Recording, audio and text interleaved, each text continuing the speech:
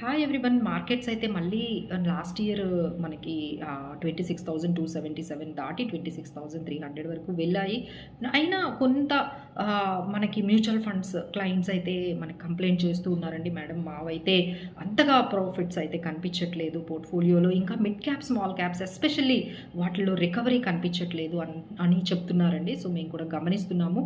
But everyone has to understand mid caps and small caps మనము 21లో కానీ 22లో కానీ దాదాపుగా 30% 40% పెరిగాయండి. అంటే వాటి వాల్యుయేషన్స్ మీరు చూసుకుంటే ఫార్వర్డ్ పీఈ చూసుకుంటే 33 32 పీఈ దగ్గరకు వెళ్ళిపోయాయి. కాబట్టి ఇప్పుడు ఇంకా ఇక్కడ నుంచి అంత పెరిగే అవకాశాలు ఉన్నాయి అంటే కొంచెం తక్కువనే చెప్పొచ్చండి. ఎందుకంటే ఆ వాల్యుయేషన్స్ తగ్గట్టుగా కార్పొరేట్ రిటర్న్స్ కానీ కార్పొరేట్ ఎర్నింగ్స్ ఉంటేనే ఇక్కడ నుంచి మీకు మిడ్ క్యాప్ స్మాల్ క్యాప్స్ అనేవి మీకు పెరిగే అవకాశాలు ఉన్నాయి. ఆల్మోస్ట్ వాల్యుయేషన్స్ అయితే 32 పీఈ ఉన్నాయంటే మీరు అర్థం చేసుకోవచ్చు. అలానే మనకి వేరాజ్ నిఫ్టీ పీఈ చూసుకుంటే 23 టైమ్స్ ఉంది. సో అక్కడ కొంచెం వాల్యుయేషన్స్ ఉన్నాయి కాబట్టి ఇప్పుడు లిక్విడిటీ అంతా కూడా టువర్డ్స్ మనకి ఎఫ్ఐఐస్ కూడా ఏమైనా బై చేస్తే టువర్డ్స్ లార్జ్ క్యాప్స్లోనే బై చేస్తూ ఉన్నారండి. సో ఈ షిఫ్ట్ని అయితే మీరు గమనించాలి. So maybe we're not expecting any crash in mid caps and small caps, but పెరగడానికైతే కొంచెం టైం అయితే పడుతుందండి. సో ఎవరైతే ఓవర్గా ఎక్స్పోజర్ ఉందో టువర్డ్స్ మిడ్ క్యాప్స్ కానీ స్మాల్ క్యాప్ ఫండ్స్ కానీ ఇవన్నీ కూడా ఒక్కసారి జాగ్రత్తగా మీరు డెసిషన్స్ అయితే తీసుకోవాలండి. సో ఇప్పుడు వాటిని ఏం చేయాలి అనే దానికి you can take the consultation. మేమంతా కూడా రివ్యూస్ తీసుకుంటున్నాం, ఎందుకంటే ఇయర్ ఎండ్ వచ్చేసింది.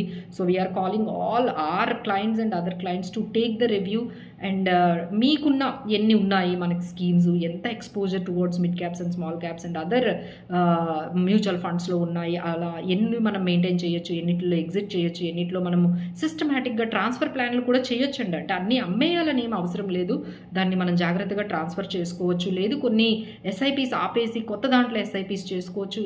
ఇలా మనకి చాలా స్ట్రాటజీస్ ఉంటాయండి. బట్ వాళ్ళు ఎగ్జిస్టింగ్ మనము వాళ్ళ ఆబ్జెక్టివ్, రిస్క్ టేకింగ్ ఎబిలిటీ, వాళ్ళ ఎక్స్పెక్టేషన్స్ ఇవన్నీ మనము వాళ్ళని అనలైజ్ చేసిన తర్వాతనే మనము క్లయింట్ టు క్లయింట్ డెసిషన్స్ అనేవి తీసుకోగలము. సో ఎవరైనా ఈ పర్టికులర్ సిచ్యువేషన్లో ఉన్నట్లయితే తప్పకుండా మమ్మల్ని అప్రోచ్ అవ్వండి.